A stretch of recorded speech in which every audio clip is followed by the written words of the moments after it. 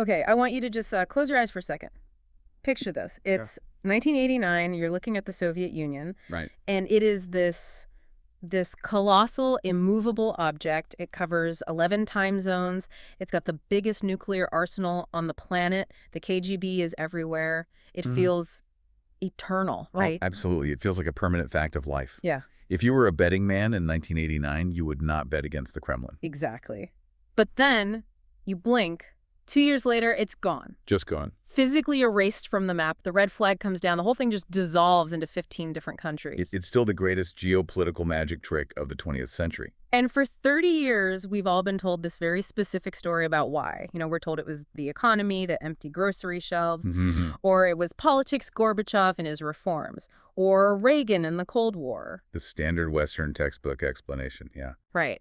But today we're going to throw that textbook right in the trash. We have a source document here, an article called Signs of the Approaching Collapse of the USA. And it says all of that is just wrong.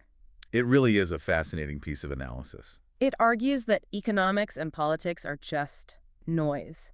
The real reason the Soviet Union died, and the reason the United States is about to follow it, is something much, much colder. It's just arithmetic. It is. Once you strip away the headlines, the author presents a formula, a mathematical formula for the death of empires. And the truly terrifying part isn't the theory itself. It's how perfectly the United States fits into that formula right now. That's what kept me up last night. We are not talking about a recession here. We are talking about the total disintegration of the USA as we know it.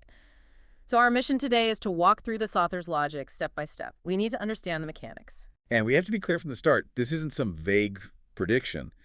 The author is looking at demographics as the absolute engine of history. He's saying that once the numbers hit a certain point, collapse isn't a possibility. It becomes a biological inevitability. Okay, let's get into the machinery then. To understand why the U.S. is doomed, according to this analysis, we first have to understand what a country, what it actually is. The author really doesn't buy the whole melting pot idea. No, he does not at all. And this is the foundational concept you have to grasp it. He introduces this idea of the state-forming people. State-forming people, it sounds very clinical. It is. The basic idea is that a nation-state isn't just a random collection of people who happen to live inside some borders. A state is a structure built by a specific culture, for that specific culture.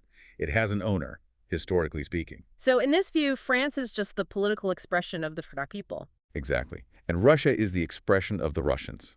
And for the United States, the author points to a historical fact that, well, that we often try to ignore today. The U.S. wasn't founded by a diversity of peoples. It was founded by one very specific, very homogeneous group. White Anglo-Saxon Protestants, WASPs. And the author argues that thinking of them as just one slice of the pie is a fatal mistake. He says the hardware of the U.S. government, the Constitution, common law, individualism, that's the software of the WASP culture. It comes from their radical Protestantism, the English language, British customs. You got it. You cannot separate the machine from the people who built it. It's not a universal system that works for everyone equally. So it's a system designed by a specific cultural type, for that type. Which brings us to the author's golden rule of statehood. Okay, lay it on us. The golden rule is, a state can only exist as long as its state-forming people remain the dominant majority. They are the load-bearing walls of the house. And if you take out the walls... The roof doesn't just hang in the air, it all comes crashing down. This is the first big aha moment for me in this piece. We think of the U.S. as this idea nation, that anyone can be an American. But the author's saying that's a nice thought, but functionally it's false. He's saying it's structurally impossible. He argues that if the core demographic, the people whose culture created the whole system, becomes a minority, the state just loses its operator. It's not about prejudice, in his view. It's about system compatibility. You can't run Mac software on a Windows PC. Which crashes. It crashes. Okay, but this is a huge claim. Before we even look at the U.S., we have to see the proof. And the author uses the Soviet Union as his patient zero. And this is where the analysis gets incredibly sharp. Because if you look at the USSR, why did it really fall? He just brushes aside the economic arguments. Right. He points out, North Korea's had a terrible economy for decades. It's still there. Venezuela has hyperinflation. The state survives. Poverty doesn't kill empires. Demographics do. Demographics do. So walk us through the Soviet math. What was the number that did them in? Okay, so the USSR was the heir to the Russian Empire. The state-forming people were ethnic Russians, and for a long, long time, they were the overwhelming majority. But as the empire absorbed Central Asia and other regions and birth rates changed, that balance started to shift. They were diluting the core. Exactly. And by the late 1980s, right when Gorbachev is trying to save the whole thing, we hit the danger zone. The author cites the census data from just before the collapse. By then, ethnic Russians had shrunk to just 54% of the total Soviet population. 54%, that's barely a majority. You're basically flipping a coin. It's the terminal phase. You have 145 million Russians trying to hold together a union of 287 million people. The load-bearing wall was just too thin. The author argues 54% was the tipping point. The periphery was too heavy for the core.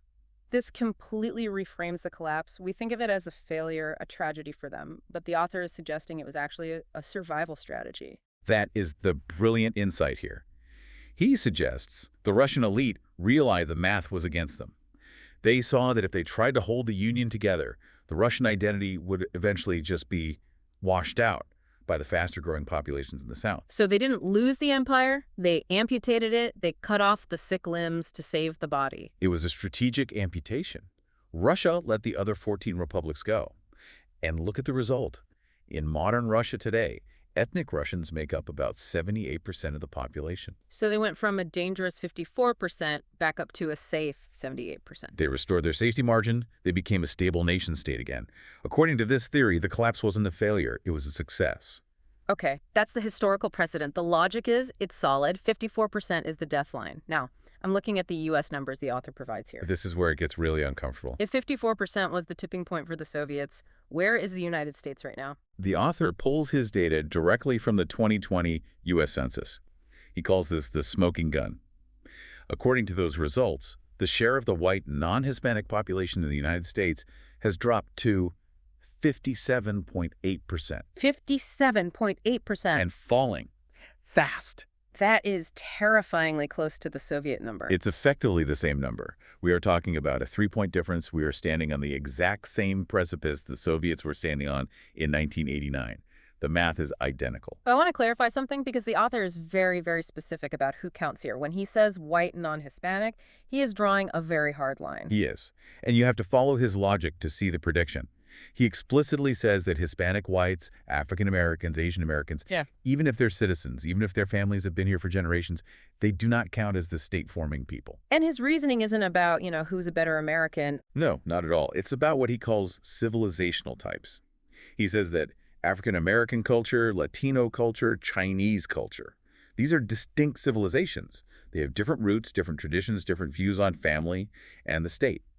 They are not the waspy core that built the original machine. You can't just swap out the parts and expect the engine to run the same way. That's the thesis. And since the operators of the American system are becoming a minority, the system itself is starting to glitch. It's no longer compatible with the population it governs. So if the USSR cracked at 54% and we are at 57% and falling, the author is saying we are living on borrowed time.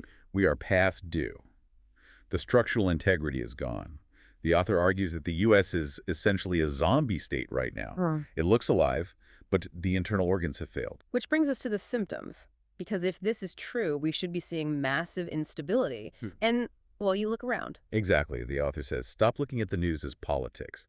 Stop thinking Republicans versus Democrats. That's superficial. What we are really seeing is demographic friction. He describes society as being split into two hostile camps. Roughly equal in size, which is the most dangerous configuration possible. You have the liberals, who he notes are largely backed by the rising minorities, African Americans, Hispanics, and then you have the conservatives, who are basically the political vehicle for the remaining white majority. It's a demographic war of attrition disguised as an election. It's a zero-sum game. The author points to the sparks, the Trump versus Clinton confrontation, the Black Lives Matter movement, the storming of the Capitol. Let's talk about that. How does he frame January 6th? We hear it called an insurrection. He frames it as a desperate defensive reflex. He sees it as the state-forming people, or a part of them, realizing they are losing control of their own state and lashing out, trying to grab the wheel before they're kicked out of the driver's seat entirely. And on the flip side, the BLM movements are the ascending power flexing its muscles. Exactly. It's the friction of displacement. The new cultural type is trying to install itself, and the old one is trying to hold on. The author says this leads to one thing: paralysis.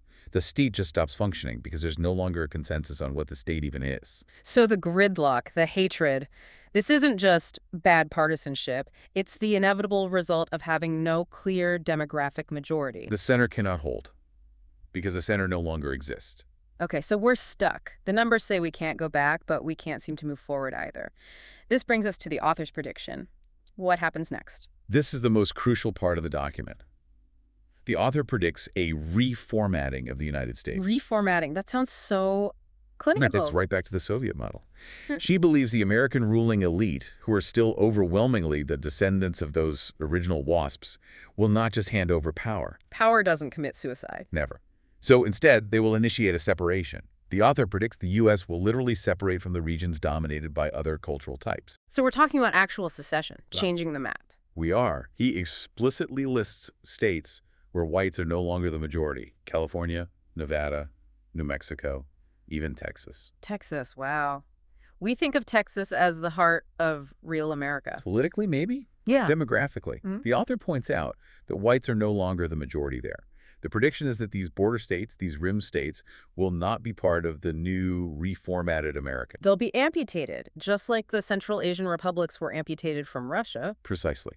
The logic is that the core, the Midwest, the North, the Plains, where the state-forming people are still strong, will break away from the diverse coasts and the southern border. It seems insane to imagine the U.S. without California. But when you look at the incentives the author lists, it starts to make this ruthless kind of sense. It is incredibly ruthless, but from the elite's perspective, it's brilliant. The author lists 3 huge benefits of doing this. Let's run through them. Benefit number 1. Survival. By shedding these diverse regions, the elite remain the ruling class of what's left. They secure their power base. Benefit number 2. Identity. They preserve the racial and cultural identity of the state. They stop the washing out of the white population.